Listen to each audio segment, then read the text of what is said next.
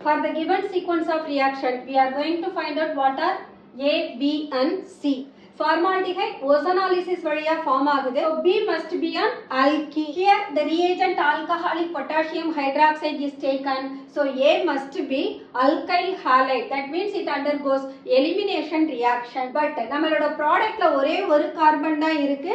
அப்ப alkene ozonolysis அப்போ two similar formaldehyde அது produce பண்ணுது. A will be chloroethane and B it will be ethene. Then the formaldehyde that can be obtained even from C upon oxidation, but the oxidation is carried out under controlled condition at 350 degrees Celsius. Formaldehyde we have only one carbon.